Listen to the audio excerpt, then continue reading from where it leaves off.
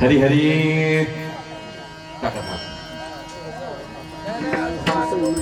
Hari Ram Krishna Hari sound वाले system वाले जय जय राम कृष्ण हरी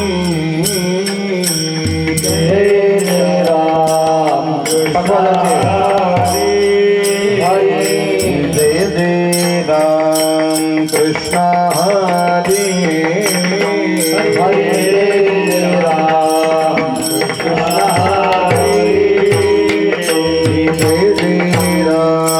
कृष्ण हरे राम कृष्ण हरे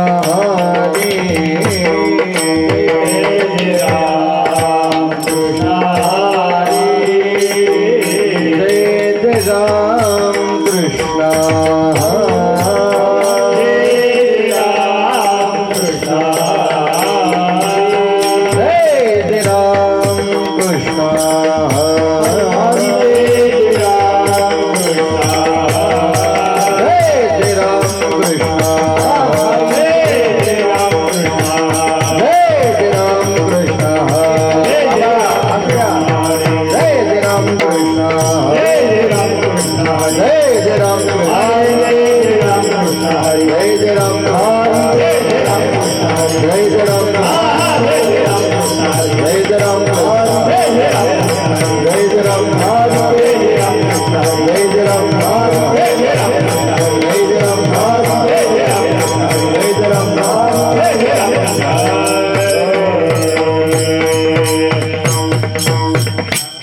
सुंदर ते ध्यान उभे विठेवरी सुंदर ते ध्यान उभे विठेवरी सुंदर ते ध्यान उभे विठेवरी ते ध्यान उभे विठेवरी करकटावरी ठेवोनिया करकटावरी ठेवोनिया करकटावरी ठेवोनिया तुळसीहार गळा कासे पितांबर तुळसीहार गळा कासे तुळसीहार गळा कासे पितांबर तुळसीहार गळा कासे पितांबर अवरी निरंतर हे सिद्धांत अवरी निरंतर हे सिद्धांत अवरी निरंतर हे सिद्धांत मकर कुंडले तळपती श्रवणी मकर कुंडले तळपती श्रवणी मकर कुंडले तळपती मकर कुंडले तळपती श्रवणी कौतुमणि विराजित कौतुमणि विराजित कौतुमणि विराजित तुळसीहार गळा कासे पितांबर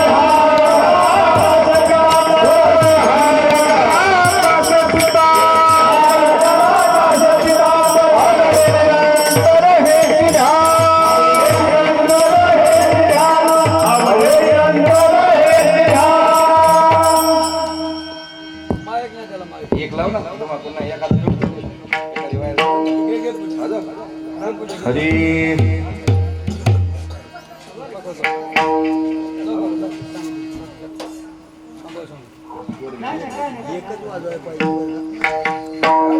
सर्व सुख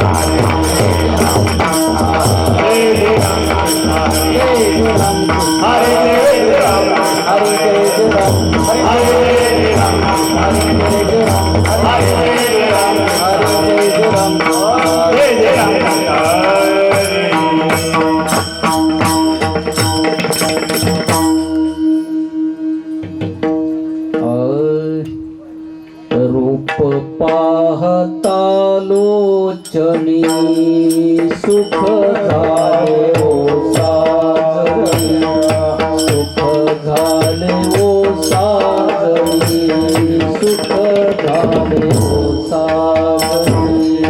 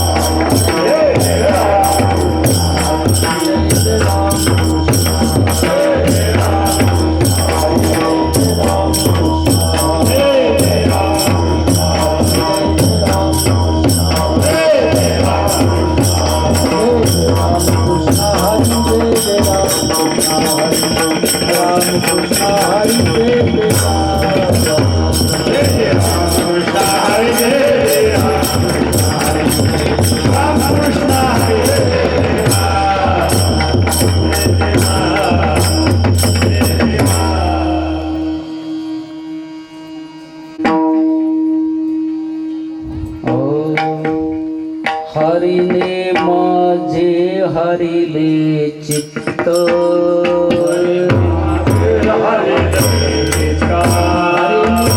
हरिने माझे हरिले चित्त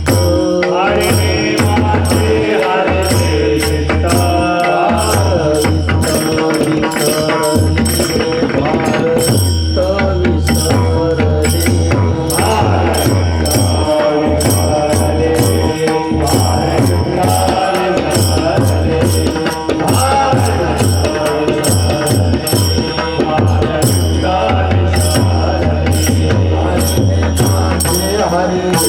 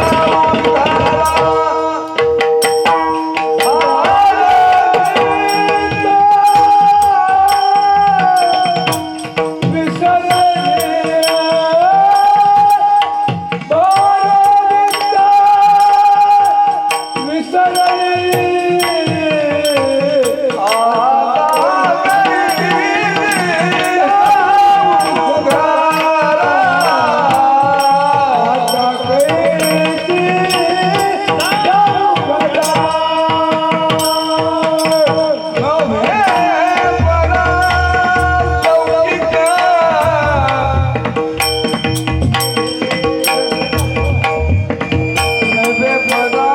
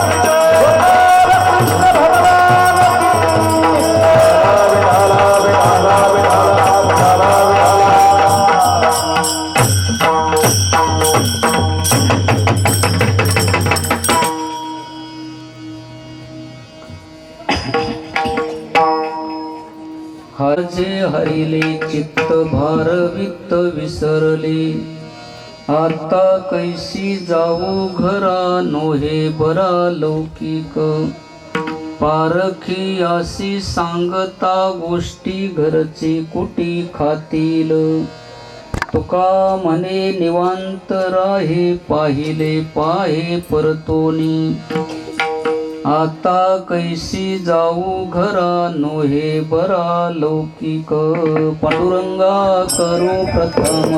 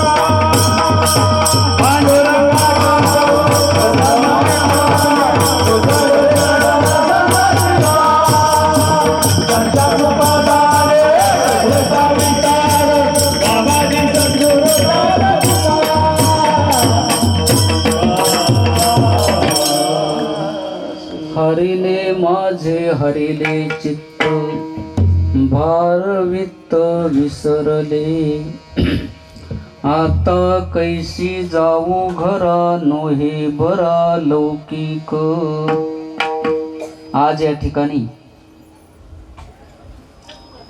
श्रीमद भागवत कथा पुराण आणि 7 दिवस कथा झाल्याच्या नंतर आज सांगता म्हणून काल्याचं कीर्तन आणि काल्याचं कीर्तन झाल्याच्या नंतर सर्वांना महाप्रसाद आणि म्हणून जगद्गुरु तुकाराम महाराजांचा अभंग गवळणी पर प्रकरणातील असा 4 चरणाचा आपण गवळण पर प्रकरणातील अभंग निवडला. विठ्ठल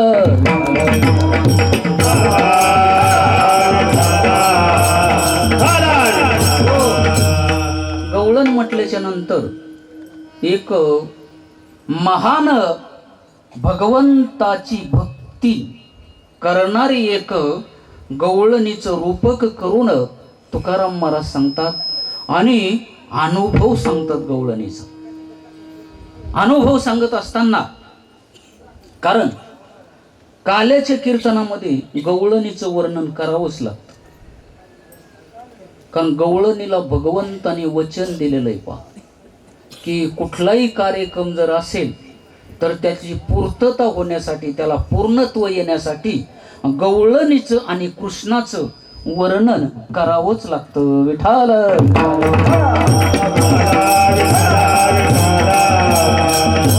म्हणून भगवंताची असे अवतार जे आहेत अनंत अवतार त्याच्यामध्ये 6 प्रकार सांगितले.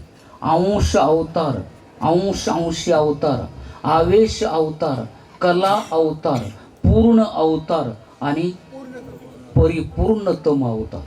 म्हणून परिपूर्णतम अवतारामध्ये 2 अवतार सांगितले, राम आणि कृष्ण. त्याच्यामध्ये राम अवतारामध्ये असं आहे की पूर्ण स्वातंत्र्य नाही, कारण वाल्मिकाने जे लिहून ठेवलं त्याप्रमाणे रामाला वागावं लागलं.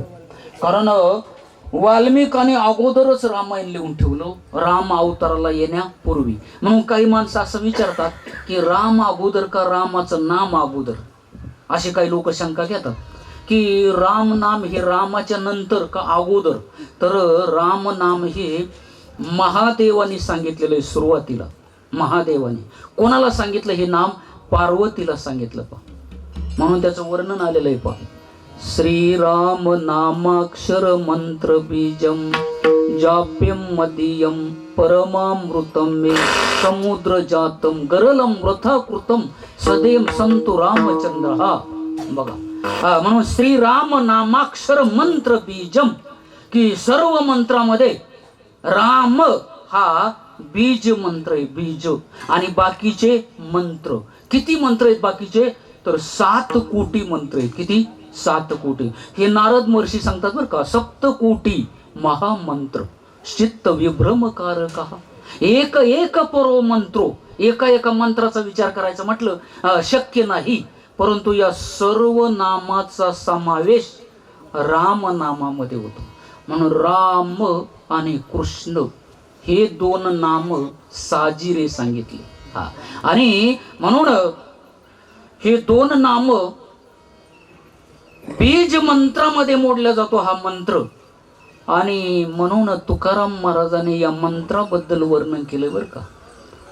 सार तुका जपे बीज मंत्र एक भव सिंधू तारक राम कृष्ण. बघा, म्हणून राम कृष्ण हा मंत्र भव सिंधू तारक असलेला आहे. आणि हा मंत्र जो आहे हा वैष्णवांचा मंत्र. विठ्ठल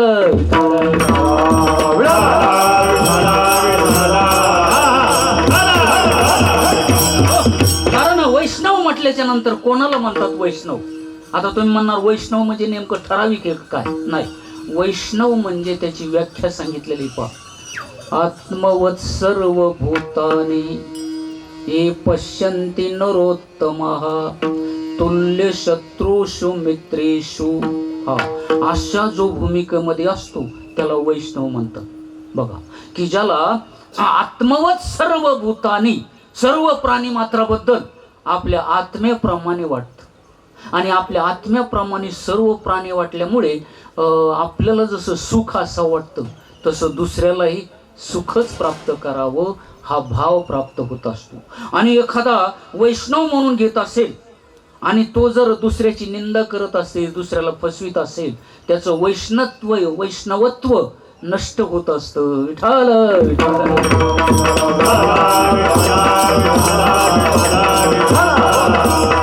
म्हणून त्याचा एक श्लोक आलेला आहे परत. द्वेषत पर काये माम मानिनो भिन्न दर्शिनः भूतेषु बद्ध वैरस्य न मन शांती मृच्छती. बघा, म्हणून भगवत भक्त जो असतो, वैष्णव जो असतो, तो सर्व आत्मवत मानित असतो सर्वांना.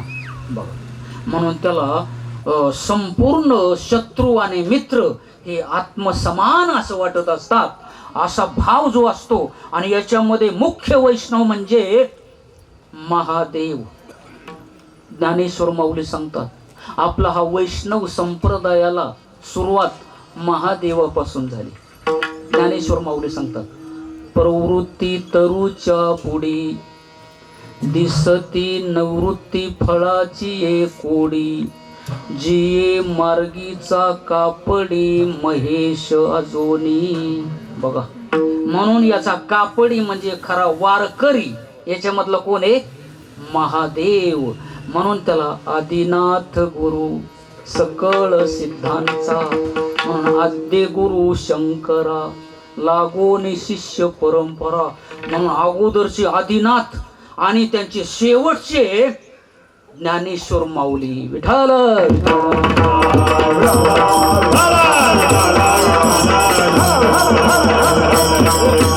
म्हणून 84 सिद्ध सांगितली.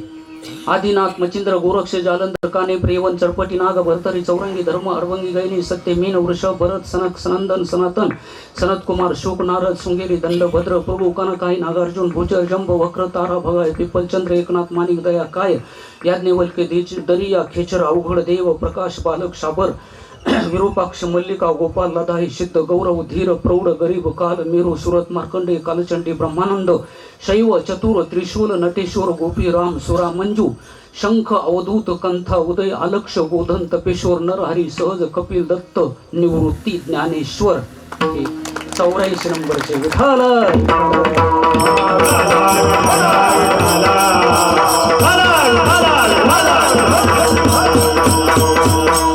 लय जलद सांगावं लागलं. जलद सांगावं तेव्हा म्हणून सुरुवातीचे जे आदिनाथ आणि शेवटचे ज्ञानेश्वर माऊली म्हणून 84 नंबर. आणि म्हणून हे 84 सिद्धांचा मेळा आळंदीमध्ये सिद्ध बेटामध्ये झाला होता बघा. आणि त्यावेळेला नामदेवराया ज्ञानेश्वर माऊलीच्या बरोबर त्यांचे मित्र असल्यामुळे ते तिथं होते.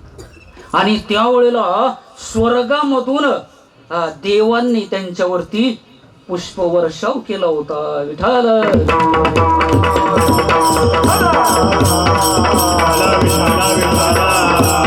हो, म्हणून नामदेवरायाने आळंदी गावाचा उल्लेख केला अभंगामध्ये. आळंदी हे गाव पुण्यभूमी ठाव दैवताचे नाव सिद्धेश्वर. आता दैवताचे नाव सिद्धेश्वर म्हणजे मूळ दैवत सिद्धेश्वर आणि तिथंच ज्ञानेश्वर माऊली आले. म्हणजे मूळ असलेले गुरु आदिनाथ आणि शेवटचे सिद्ध असलेले ज्ञानेश्वर माऊली. म्हणून आदिनाथांनी जे ज्ञान सांगितलं तेच ज्ञानेश्वर माऊलींनी सांगितलं. म्हणून आपल्या वारकरी संप्रदायामध्ये हे तत्वज्ञान आदिनाथापासून आलेलं. विठाल.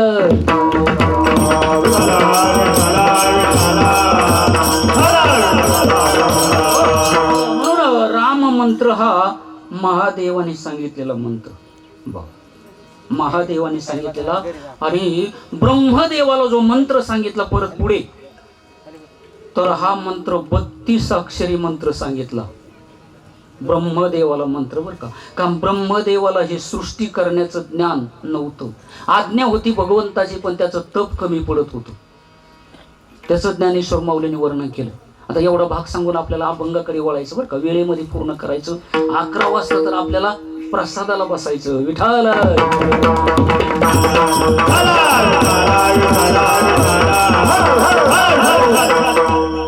सृष्टीची या उपक्रमा पूर्वी गा विरोत्तमा वेडा ऐसा ब्रह्मा एकला होता मज ईश्वरा ते नोळखे ना सृष्टी ही करू शके तो थुरू केला एके नामी जेने ते धवा रचिले विश्वजन तया वेद दिदले शासन.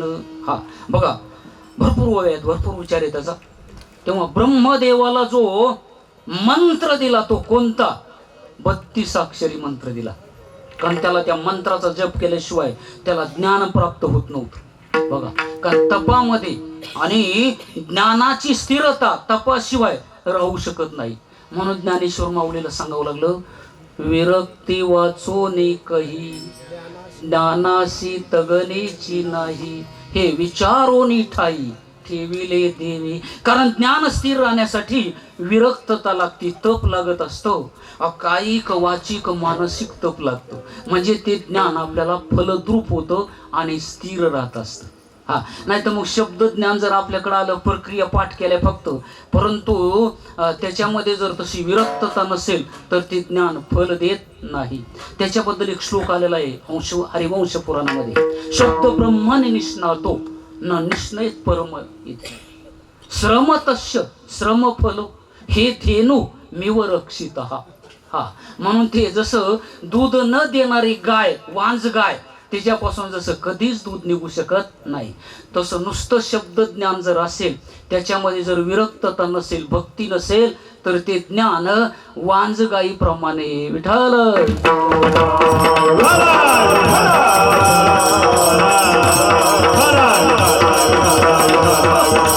ब्रह्मदेवाला जो मंत्र दिला एवढाच मंत्र सांगतो लगेच आपल्याला गवळणीकडे वळायचं. 32 अक्षरी मंत्र बरं का. हरे राम राम राम हरे हरे, हरे कृष्णा कृष्णा कृष्णा हरे हरे. हा मंत्र 32 अक्षरी. आणि हा मंत्र असा आहे उघडा मंत्र. आणि या मंत्राचा जर जप केला कोणतंच अरिष्ट कोणताच दोष आपल्याकडे राहू शकत नाही. आणि त्याला यज्ञाचं पुण्य प्राप्त होतं यज्ञाचं. आणि सर्व यज्ञामध्ये हा यज्ञ श्रेष्ठ. माऊलीची ओवी ऐकत. नाम जप यज्ञ तो परम, बाधू न शके स्नानादी कर्म. हा यज्ञ जर चालू असेल आपला तर या यज्ञापुढे स्नानादी कर्म म्हणजे आपले जे कर्म दोष असतात, पितृदोष असतील, भूमी दोष असतील, काही वंश दोष असतील, पिशाच्य दोष असतील, या संपूर्ण दोषाचा काय होतो परिहार होतो. विठ्ठल.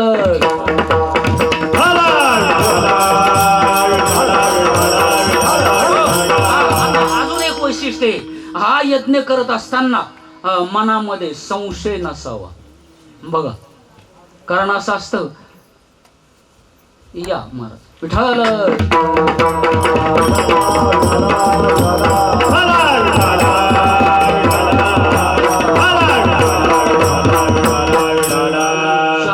सांगितल्यावर का 4 गोष्टी व्यर्थ होत असतात. कोणत्या कोणत्या?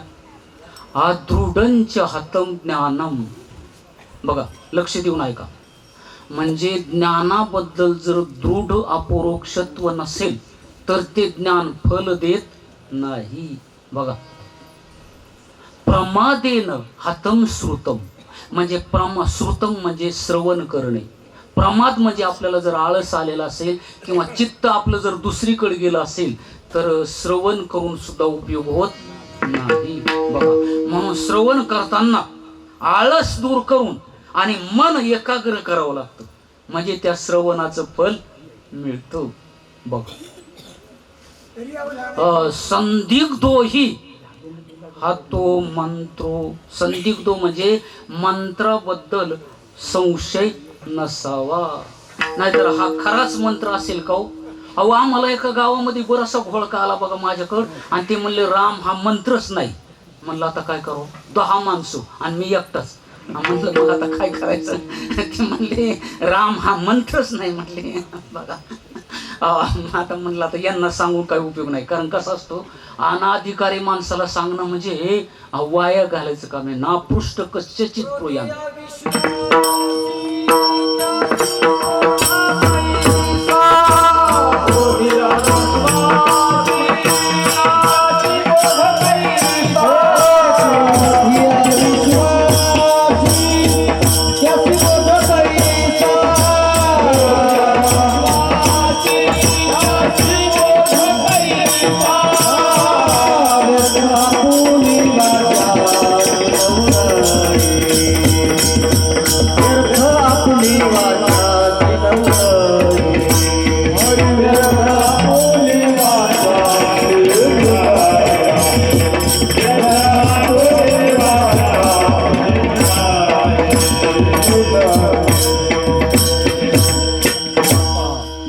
महाराज सांगतात क्रोधी अविश्वासी. बरोबर प्रमाणे बघा अविश्वास म्हणजे संशय मंत्राबद्दल.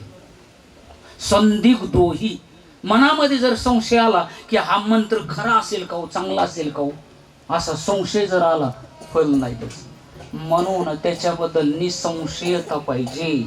मग नाम जप करताना यज्ञ करताना निसंशय जर असेल तर आपला कोणताच दोष राहत नाही. बघा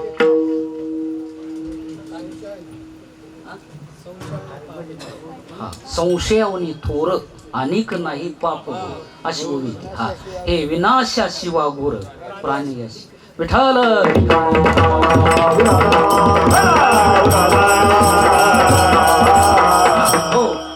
याप्रमाणे संदिग्धोही हा तो मंत्र. मंत्राचा जप करताना जर संशय असेल तर ते मंत्र फल देत नाही. बघा लक्षात घ्या. कशामुळे सांगतो आपल्याला की मंत्राचा जप करताना संशय नसावा, म्हणजे आपले दोष राहत नाही. आणि सर्व यज्ञामध्ये श्रेष्ठ यज्ञ कोणता? नामयज्ञ. अग्नी पुराणामध्ये एक श्लोक आहे बघा. विधी यज्ञ जप यज्ञो विशिष्टो दशभिर गुणा उपाशुष्यात शतगुणा सहस्रो मानस स्मृता. की विधी यज्ञ जर 10 यज्ञ असतील आणि एक यज्ञ जर नाम यज्ञ असेल तर त्या 10 यज्ञापेक्षा एक यज्ञ श्रेष्ठ. बघ, मग तुम्ही म्हणणार विधी यज्ञ कोणता? की ज्याला आपण म्हणतो ना, सुपारी आणा, वाट्या आणा, पानं आणा, डोळ्याला पाणी लावा, मंत्र म्हणायचे. हे मंत्र असे चालू असताना याला विधी यज्ञ म्हणायचं. आणि हा विधी यज्ञ 10 जरी असतील आणि एक जर नाम जप असेल तर नाम यज्ञ हा 10 यज्ञापेक्षा श्रेष्ठ. आणि विधी यज्ञाला कर्माचा विचार असतो, कर्म विचार. विधी यज्ञाला बसायचं असेल तर स्नान केल्याशिवाय बसता येत नाही. आणि नाम यज्ञाला तुम्ही स्नान करा अगर न करा तरी चालतो. बरं, हा विधी यज्ञाला असे आसन घालून बसावं लागतं विधी यज्ञाला. आणि तो यज्ञ करत असताना मंत्राशिवाय दुसरं काही बोलू नये असा नेम आहे त्याचा.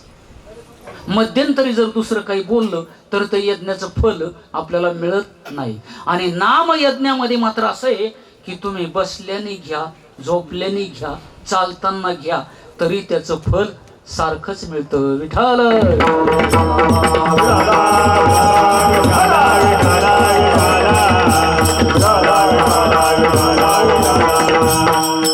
अशा प्रकारे म्हणून हा नाम यज्ञ या ठिकाणी ज्ञान यज्ञ आणि नाम यज्ञ याची सांगता म्हणून आज. आणि दुसरा एक यज्ञ झाला कोणता? अन्नदान. 7 दिवस अन्नदान. कारण अन्नदान हे मनुष्याला भगवंताकडे नेतं बरं का. आता ओवी ऐका माऊलीची. हे न म्हणावे साधारण अन्न ब्रह्मरूप जान जे जीवन हेतू कारण विश्वायया. म्हणून त्याला साधारण म्हणू नका, ब्रह्मरूप असतं अन्न. म्हणून अन्न सेवन करणाराने कधी निंदा करू नये जेवणाची. असे जरी मीठ कमी जादा झालं तरी बनवणाराला दोष देऊ नये. कारण जसं असेल तसं ते प्रेमाने आनंदाने सेवन करावं. विठाल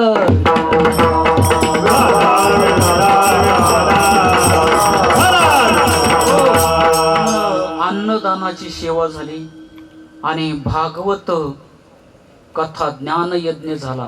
आणि आज आता भगवान परमात्म्याच्या नामाचं चिंतन, गवळणीचं चिंतन. आणि म्हणून गवळणीचा अनुभव तुकाराम महाराजांनी सांगितला प्रथम चरणा.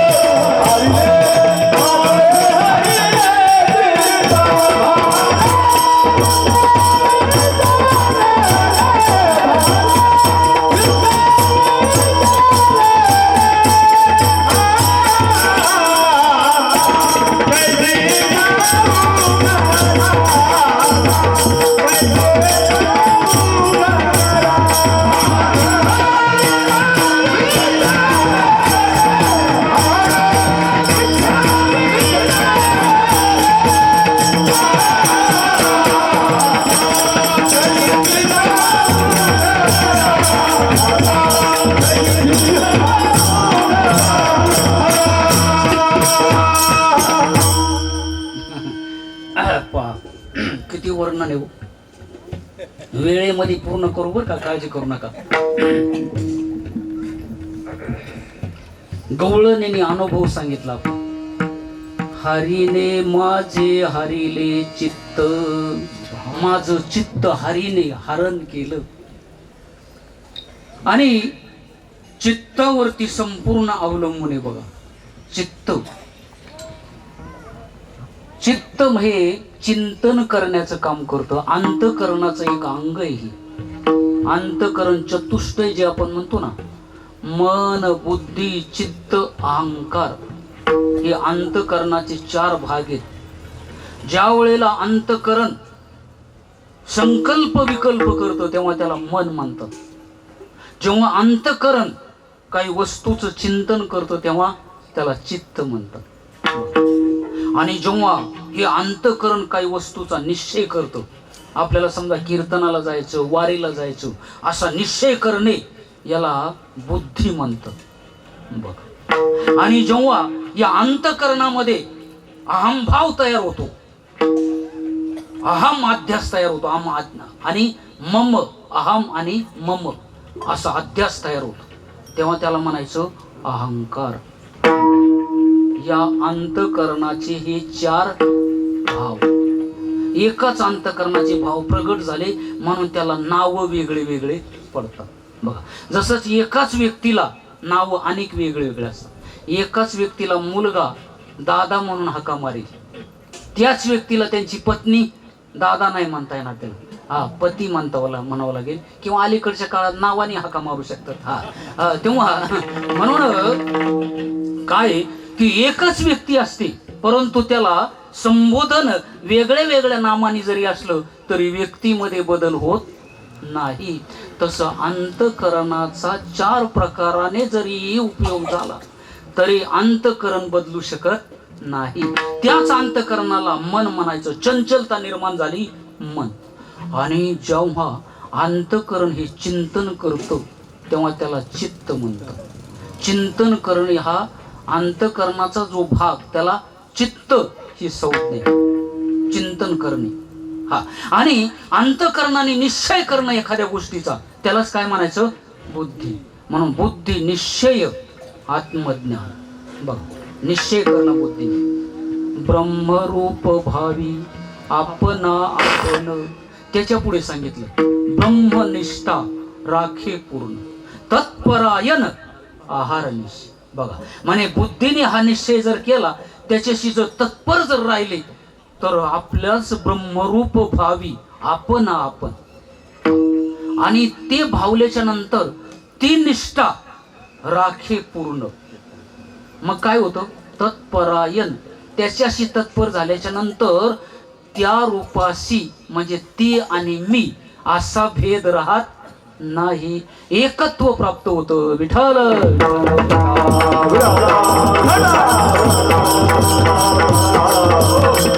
यालाच म्हणायचं जीव ब्रह्माचं ऐक्य. बघा, हा भाग सांगितला याच्यामध्ये. म्हणून बुद्धीवरती अवलंबून निश्चय करण्याचा भाग आणि चिंतन करणे त्या वस्तूचं, त्याला म्हणायचं चित्त. चिंतन भगवंताचं करण्याचं जे अंतःकरणाचा भाग, असं चित्त भगवंतानी चोरलं. बघा, आणि हे चित्त चोरल्यामुळे चिंतन जास्त वाढलं गेलं, कारण चित्ताची चोरी केली ना. चित्त चोरी गेले नंदाच्या नंदने. आणि ही चित्त चोरल्यामुळे काय झालं? भार आणि वित्त याचा विसर पडला. 2 गोष्टीचा विसर पडला. बघा, आता भार या शब्दाचा अर्थ आहे शरीर, पंचभूतात्मक हे शरीर, सप्त धातूने युक्त असलेले हे शरीर, हाडामासाचं असलेलं हे शरीर. आणि या शरीरामध्ये विचार जर केला शरीराचा तर हे जड, परंतु जड असलेलं शरीर, पण याच्यामध्ये चेतन आणि नित्य आत्मा, जीव रूपाने आणि ईश्वर असे 2 पक्षी या शरीर रूपी वृक्षावरती बसलेले आहेत. आपला भागवतामध्ये विषय होऊन गेला. आता हे 2 पक्षी जरी असले एक साक्षी रूपाने तो ईश्वर आणि कर्माचा उपभोग घेणारा जीव, कर्म करणारा आणि त्या कर्माच्या फलाची अपेक्षा ठेवून त्याची अभिलाषा ठेवणारा जीव. आणि म्हणून कर्मामध्ये बंधन निर्माण होत. दोन प्रकाराने कर्माचा बंधन निर्माण होतं, दोन प्रकाराने. ऐका आता माऊलीची कर्तृत्वाचा मद, कर्म फलाचा आस्वाद, या दोहीचे नाव बंध कर्माचा की. कर्माचा बंध कधी तयार होतो? दोन प्रकाराने. कर्तृत्वाचा अभिमान, मी करणारा आहे, हा माझ्याशिवाय काय होऊ शकत नाही आणि मीच करणार आहे, असं ज्या वेळेला अहंकार घेतो मनुष्य, कर्तृत्वाचा मद. आणि कर्म केल्याचं फल त्याची अपेक्षा ठेवणारा, त्याच्यापासून अपेक्षा बाळगणारे त्या कर्माची, त्या कर्माच्या फलाच्या अपेक्षेमध्ये वेळ घालवणारा, मग त्याच्यामध्ये कर्माचा बंध प्राप्त होतो. आणि कर्म करत असताना या जर दोन गोष्टी त्यागल्या तर कितीही जरी कर्म केले त्याच्यापासून बाधा येत नाही. विठ्ठल.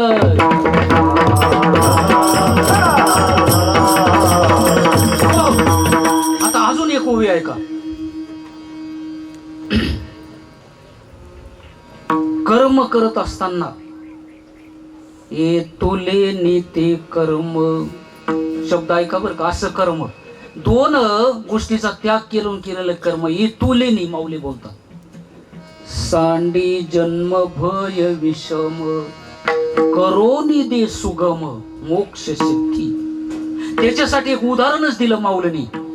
देख पा जनकादिक, जनकादिकाचं उदाहरण दिलं. जनक राजे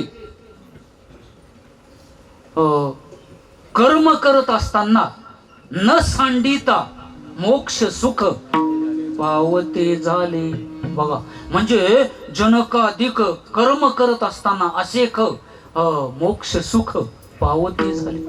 म्हणून जनक राजाने कर्म केलं आणि कर्म करत असताना त्या कर्माचा अभिमान धारण केला नाही.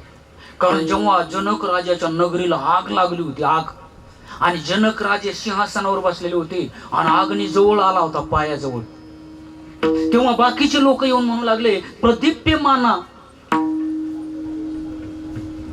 प्रदीप्यमानम मिथिलायाम प्रदीप्तायाम नमे किंचन न दह्यते. त्यावेळेला बाकीच्यांनी सांगितलं, अहो मोठा अग्नी प्रदीप्त झालेला आहे, आता तुमचे पाय जळतील, शरीर जळेल. तेव्हा जनक राजाने त्यांच्याकडे पाहिलं, ते ब्रह्मानंदामध्ये मग्न झालेले होते, ऐश्वर्य भरपूर होतं, राजाच होते ते. आणि त्यावेळेला जनक राजाने सांगितलं, काय म्हणता हो तुम्ही? अहो म्हटले सर्व नगर जळून जाईल, काय होईल आता? तेव्हा जनक राजाचे शब्द ऐका बरं का. अनंतम बत मे वित्तम भाव्ये मे नास्ति किंचन मिथिलायाम प्रदीप्तायाम नमे किंचन न दह्यते. बघा, सांगितलं मिथिला जरी जळाली पण माझा आणि त्याचा संबंध, कारण मी अविनाशी नित्य स्वरूप आहे. कारण बुद्धी कुठे गेलेली होती? परमात्मा रूपामध्ये. आणि परमात्मा रूपामध्ये बुद्धी जेव्हा गेली तेव्हा या देहाचा काय झाला? विसर पडला.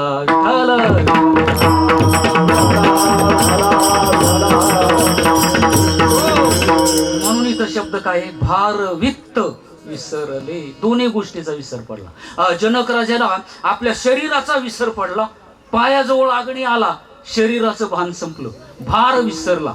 आणि वित्त, मथिला नगरी, वित्त आणि भार. बघा तुम्ही, म्हणून भार तादात्म्य झालं की वित्त बद्दल ममत्व लक्षात घ्या. म्हणून ज्या वेळेला भार म्हणजे शरीरावरच ममत्व संपलं की मग ममत्व असलेली जी वित्त नावाची वस्तू, वित्त नावाच्या वस्तूवरचं ममत्व आपोआपच संपलं गेलं. आणि म्हणून त्या गवळणीने काय सांगितलं? भार वित्त विसरले. हरीने माझं चित्त हरण केलं म्हणून माझ्या शरीर असलेला भार, म्हणून असं शरीराचा भार माणसाने कधी घेऊ नये बरं का. लक्षात घ्या. आता समजा काही माणसं चिंतन करतात, उद्याचं कसं होईल हो, काय होईल हो, पाऊस नाही पडला तर कसं होईल हो, कांद्याला नाही भाव आला तर कसं होईल हो, एवढं आपण कष्ट घेतले, असा विचार कधी करायचा नाही. का करायचा नाही? आता त्याचा एक श्लोक आहे का बरं का. नाहारम चिंतयत प्राज्ञ धर्ममेकम ही चिंतयत आहारो ही मनुष्यानाम जन्मता सहजायते. म्हणून पोटाची आहाराची चिंता कधी करायची नाही. का? कारण आहार हा आपल्याला जन्माला येण्याच्या अगोदरच लिहून ठेवलेला आहे. तुम्ही कोणत्या दिवशी काय खाणार आणि किती वाजता खाणार हे अगोदरच लिहून ठेवले. आणि म्हणून बरोबर आहे, प्रारब्धेची जोडे थन प्रारब्धेची भरे पोट शेवट तुका करीना विठाल.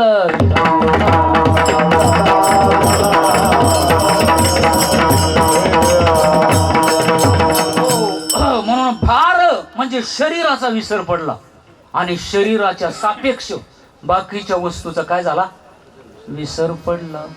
आणि विसर पडल्यानंतर त्या गवळणीने आपला अनुभव परत सांगितला दुसऱ्या चरणा.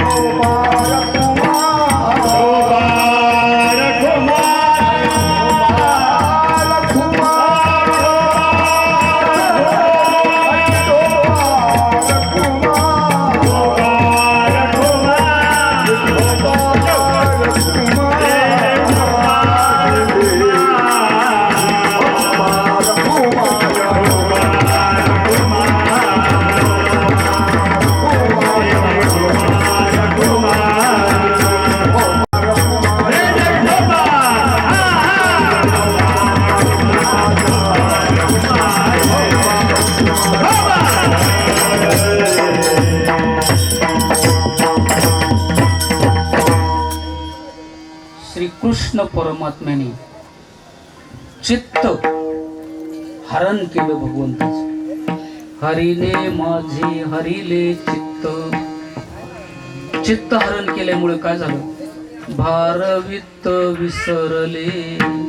भार शरीराचा विसर पडला, शरीराच्या सापेक्ष बाकीच्या वस्तूचा विसर पडला. शरीराच्या संबंधी आपले मुलं, परिवार, नातलग, मग आपण म्हणतो की आमचं चांगलं आहे राव, पण आमचा एक पाहुणा आहे जवळचा आहे तेच जरा नाराज आहेत बघा, त्याच्यामुळे थोडं जरा वाईट वाटतं. म्हणजे असं जे महत्वाचा संबंध असतो ना, मोठं मायाजाळ असतं बरं काही. समजा मुलाला थोडे मार्क जरी कमी पडले तर ते म्हणतात सर्व चांगलं आहे हो, पण जरा मार्क कमी पडले. आणि आमच्या इथं गडी कामाला त्याच्या मुलाला जास्त मार्क पडले आणि आमच्या मुलाला कमी पडले, झालं दुःख.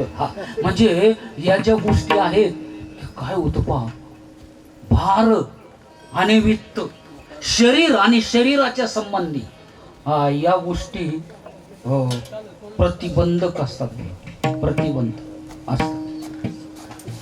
आणि प्रतिबंधक असल्यामुळे तुकाराम हे महाराजांनी गवळणीचा अनुभव सांगताना सांगितलं, भार वित्त विसरले, याचा दोन्हीचा विसर पडला मला, शरीराचा विसर आणि शरीराच्या संबंधी नाते संबंध आपले म्हणणारे ज्या वस्तू सर्वाचाच विसर पडला. आता कैसी जाऊ घरा, काय अनुभव, आता मी घरा कशी जाऊ. आता कोणतं घर आहे बघा इथं बरं का. आता त्या घरा गेल्याच्या नंतर तिथं लौकिक आहे सर्व, कारण शरीर हेच घर मनुष्याचं मोठं. शरीराला या नगर म्हटलेलं आहे, घर म्हटलेलं आहे, लक्षात घ्या. म्हणून याला 3.5 हाताचं घर आहे, 3.5 हाताचं. आऊट हात का मानव देह अल्लाने तुझ दिला, आऊट हात का मानव देह अल्लाने तुझ दिया, खाया पिया सबसे रोया खाया पिया सबसे रोया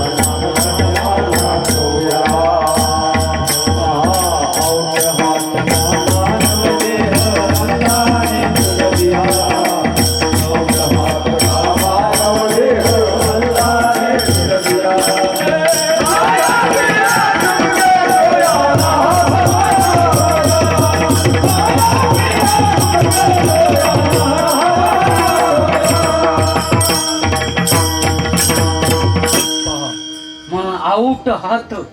ज्ञानेश्वर माऊलीने हा शब्द वापरला बरं का, आऊट हात मोटके. बघा, कारण याला आऊट हात म्हटलं म्हणजे 3.5 हाताचं शरीर आहे. प्रत्येकाला 3.5 हाताचं शरीर भगवंताने दिलेलं आहे. आऊट हात मोटके. आणि या आऊट हात मोटके याच्यामध्ये 2 गोष्टीचं आपल्याला पीक घेता येतं. पाप पुण्य येथे पिके, मनोनी आम्ही कौतुके क्षेत्र मनो. माऊली बोलतात, कारण हे आऊट हात मुटके आणि याच्यामध्ये पीक कोणतं, पाप पुण्य येथे पिके. पापाची आणि पुण्याची निर्मिती या 3.5 हाताच्या शरीरामध्ये आपल्याला घेता येते. याच्यातलं जे पीक आहे ते दुसऱ्याला देता येत नाही. बघा, आपल्या शेतामध्ये समजा मका बाकीचं पीक काढलं, त्याच्यात वाटेकरी कोणी होता, समजा कांदे झाले, द्यावं एखादी पिशवी भरून दिली, दुसऱ्याला देता येते. ज्वारी झाली, एखादी गुणी देता येते, गव्हाची गुणी आपण देऊ शकतो. पण याच्यामधलं जे पीक आहे 2 प्रकारचं, हे पीक दुसऱ्याला देता येत नाही. आपल्यालाच याचं सुख आणि आपल्यालाच. आता एका पिकापासून दुःख आणि एका पिकापासून सुख, कोणत्या पिकापासून सुख मिळतं? माऊलीलाच विचारू आपण, आपल्याला काय कळतं याच्यातलं? माऊलीच सांगते ना आपल्याला, विधीचे निवाफे सत्क्रिया बीज आरोपे, जन्म शतची मापे सुखची मविजे. माऊलीच सांगतात की तुम्ही सत्कर्म रूपी जर याच्यामध्ये बी लावलं तर त्याच्यातून जे तुम्हाला पुण्य नावाचं पीक तयार होणार आणि 100 जन्म तुम्हाला सुखाचेच दिवस येणार. किती जन्म? 100. शतची मापी म्हणजे 100 जन्म तुम्हाला दुःख भोगावं लागणार नाही. बघा काय पीक हे, म्हणजे हा जन्म जाऊन दुसरा जरी आला तरी पीक आपल्या बरोबरच येणार परत. आणि हे पीक असे, हे पीक व्यवहारातलं धन म्हणा, हे धन असं असतं. धनामध्ये 2 प्रकार, लौकिक धन आणि अलौकिक धन. लौकिक धन भूमीला सोडून कुठंच जात नाही, म्हणून धनानि भूमौ पश्यवश्य गोष्टी. हा, म्हणून धनाने भूमीला सोडून धन जात नाही, कुठेच नेता येत नाही. जरी एखादा माणूस म्हणत असं माझ्याकडे 2 किलो सोनं आहे असं नका, परंतु ते तसंच राहणार, जागेवर राहणार. जरी बँकेत नेऊन ठेवलं तरी तसंच राहणार. जरी आणलं आपण सणाच्या दिवशी थोड्या वेळ घालून फिरता येणार ना. एवढं सोनं कसं काय फिरता येईल? माहिती झालं तर भीती आहे. परत नुसतं ठेवायचं, म्हणायचं नुसतं आपलं, पण त्याचे मालक कोण? कुबेर. आणि भूमीला सोडून राहत नाही. विठ्ठल.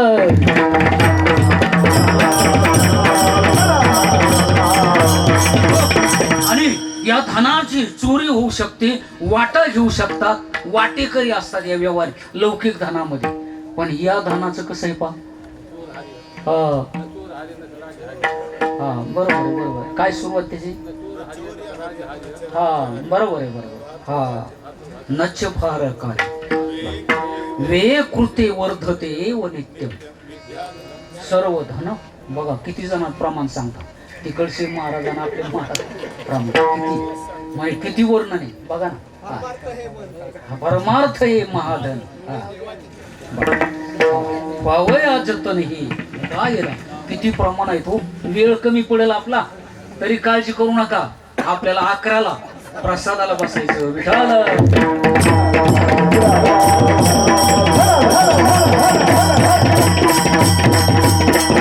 हो, म्हणून अशा प्रकारे भार वित्त याच्यावर विषय चाललाय.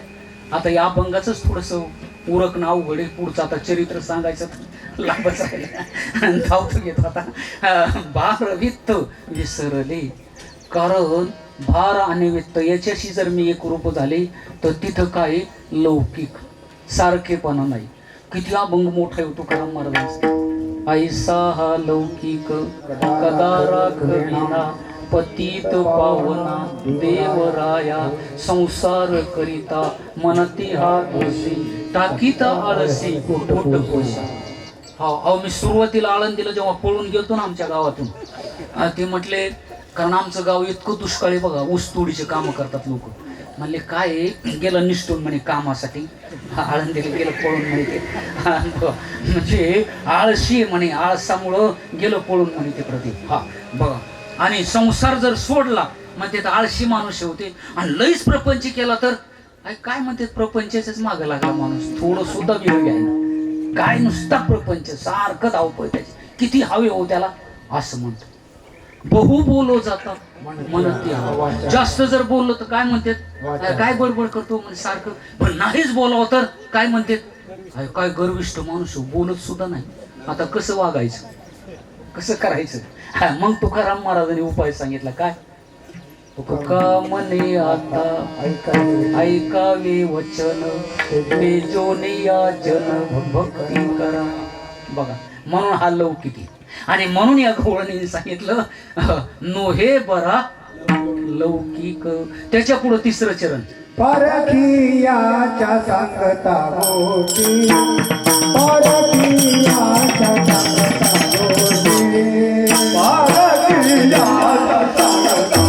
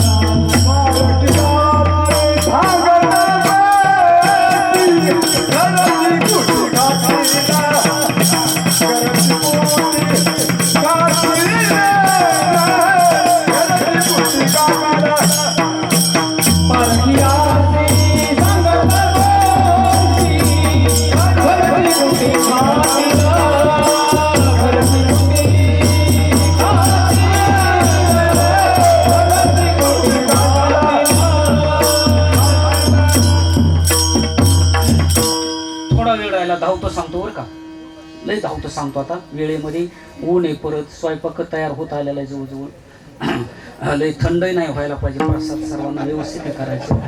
म्हणून काय नाहीतरी आता 7 दिवस तुम्ही भागवत कथा वगैरे भरपूर झाले. आता हा प्रसाद घेऊन आपल्याला परत बाकीचे उन्हाचा परत त्रास प्रवासात व्हायला नाही पाहिजे जास्त, म्हणून वेळेवर आपले पूर्ण करू.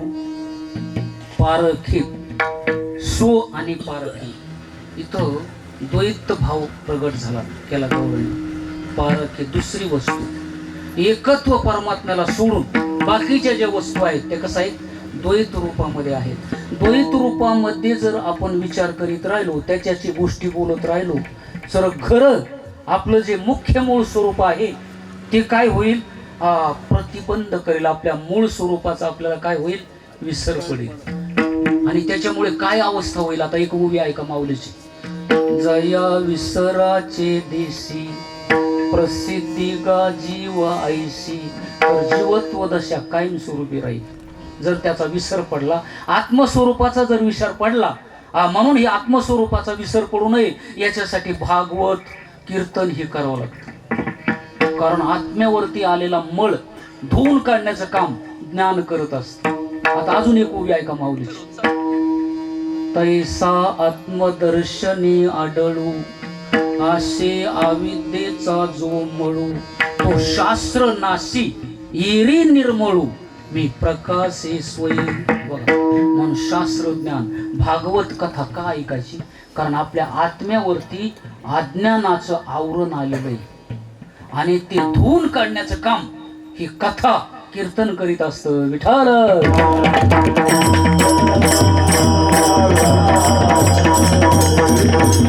जसं आपले कपडे मळाल्याच्या नंतर साबण आणि पाण्याशिवाय धुवून निघत नाही, स्वच्छ काढावं लागतात. त्याला तेच साधन आहे. तुम्ही म्हणणार नुसता आम्ही कपडा चोळू हाताने, नुसता नाही जमणार, त्याला पाण्याची गरज आहे, त्याला साबणीची गरज आहे. तसं निघू शकत.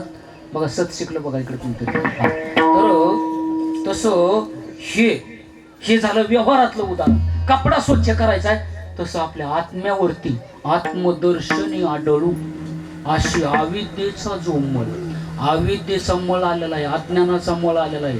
कधीपासून हा मळ लागलाय बघा, ऐका तर होईल. आविद्येची निदा विश्व स्वप्नाचा हा धंदा, भोगीत होता प्रभुदा अनादी, जो अनादी काळापासून मळ लागला. त्याच्यामुळे या मळामुळे काय झालं, या जीवाची आपण परमरूप असलेला आत्मा, पण आपली काय अवस्था झाली हो, पुनरपि जननम पुनरपि मरणम पुनरपि जननी जठरे शयनम. जठरामध्ये शयन करावं लागतं आईच्या उदरामध्ये. मातेची उदर कुहरी, हे दुःखाच्या वेदना कशामुळे, फक्त मळ. आणि हा मळ काढण्याचं काम आपल्याला कोण करतं, हा कथा कीर्तन ज्ञान. म्हणून शास्त्र नाशी एरू निर्मळू मी प्रकाशे सोय, अशा प्रकारचा विचार.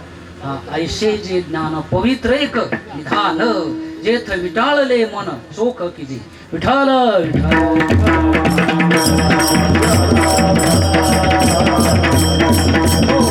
बघा अशी ओवी आता महाराज सांगायला लागले बरेच जण. पण नेवासा तालुक्यात जर आम्ही गेलो, महिला सुद्धा ओव्या सांगतात. महिला विठाल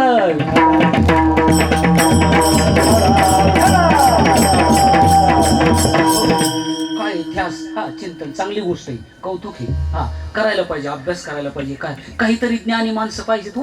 म्हणजे काय निदान आपल्याला काय शास्त्र हे तरी कळतं बघा थोडंफार, असं करायला पाहिजे.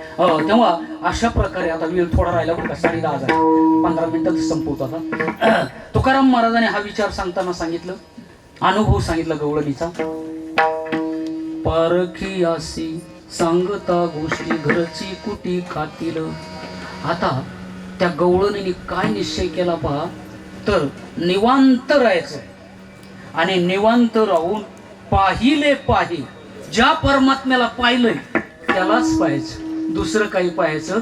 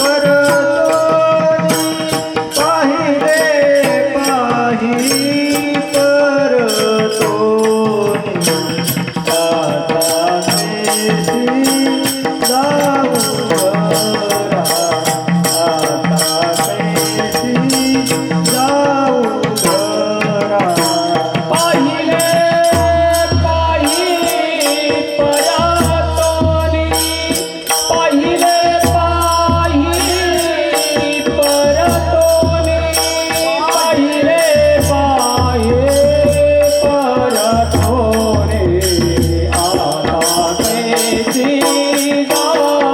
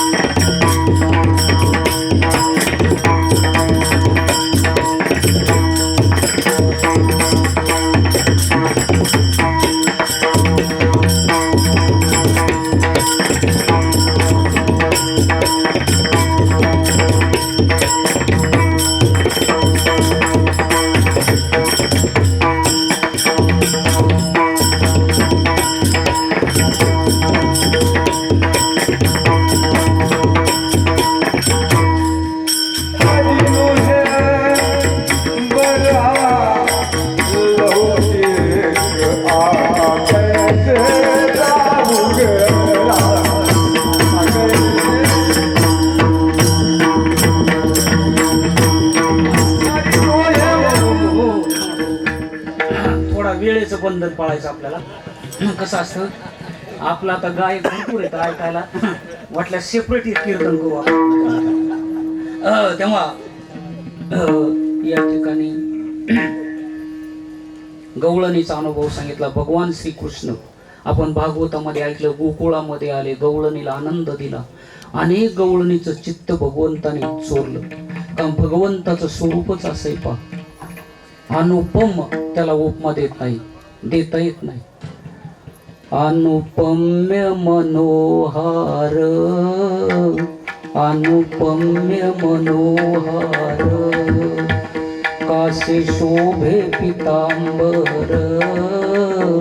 असं श्रीकृष्ण परमात्मा. आणि निरुपम असलेलं सुख आनंद गवळणीला गोपाळांना दिला, गोपाळांना प्रसाद दिला. म्हणून आपण दही आणि लाही याचा प्रसाद आपण मडक्यामध्ये ठेवतो आणि ती परंपरा अजून चालू आहे. म्हणून आता माऊलीचं भजन घेऊ आपण, आरती होईल आणि सर्वांनी प्रसाद घ्यायचा. ज्ञानेश्वर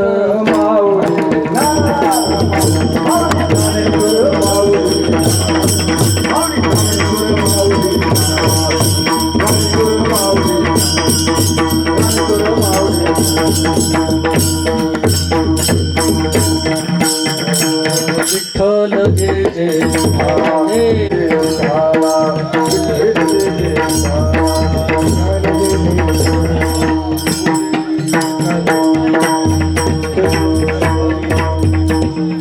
शिंकेला कविले दुरी होतो तिघाने तुम्ही वारे दोरी कडे मुका पसारो आवाची त्या धारा माझे दोहीच्या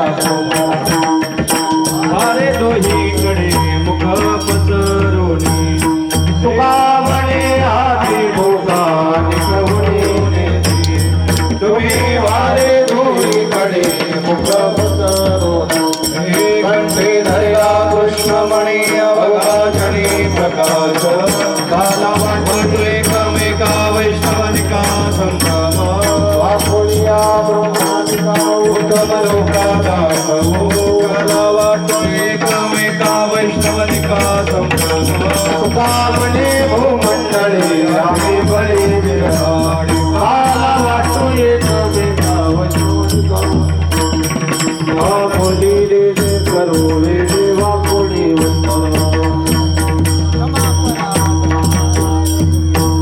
हरी नाही उच्चारना अधिकार विना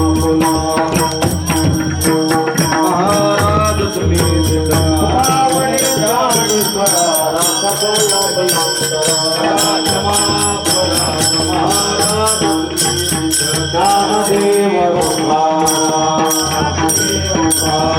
ज्ञानदेव ज्ञानदेव आधारे समाधान तुमचे धरिले हरी सुरवाडी कपडे तू सापडले आता उठावे ते म्हणा येत नाही नारायण तुका म्हणे भोग केला निवारीला आता उठावे ते म्हणा येत नाही नारायण आज करुणे आरती चक्रपाणी उमाळते आज पुरले धन्य काळ हा सकळा पुण्यवंत तुम्ही वाला आज पुरले धन्य काळ हरी तुका वाहे काळे रामाने केशवा तुझी खोटी नाही लोट धन्य देवोषण नित्य करते आरती ज्ञान राजा कैवल्य देजा सेवती साधू संत मनोविधी आरती ज्ञान राजा लोक ज्ञान राजगी हे पुरवी अवतार पांडुरंगा देवी ज्ञानी आरती ज्ञान राजा कैवल्य देजा सेवती साधू संत मनोविधी आरती ज्ञान राजा प्रगट समाधि केले राम जना आरती ज्ञान राजा कैवल्य देजा देवती मनोविधी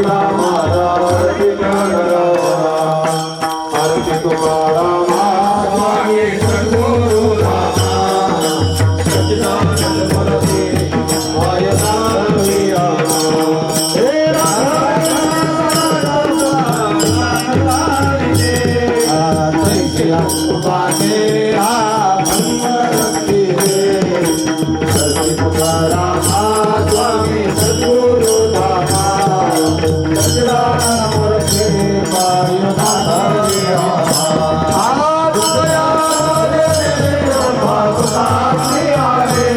वायुनाथ हरि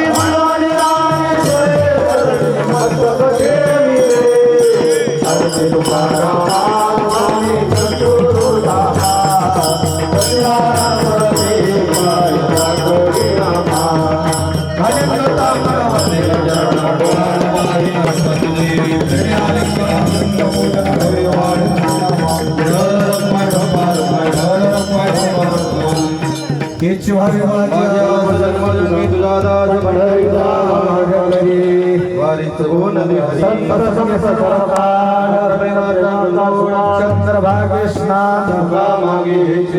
पंढरीचा वार करी हरी विठ्ठल रुक्माई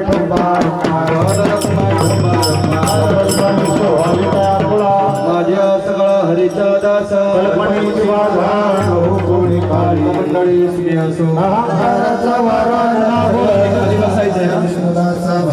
नामामणी प्रयासामी कल्याण निधान पांडुरंग कल्पनेची वाजा कोणी काळी मंडळी श्री असो प्रति आहे पांडुरंगा संतास निर्विहीक्षमसती आणि तुझे काही न मागो देवा म्हणे आता उधार तो होई मज ठेवी या संतास निर्विहीक्षमसती जागेवर खाली बसताय न मागो देवा ज्ञानदेव तुकाराम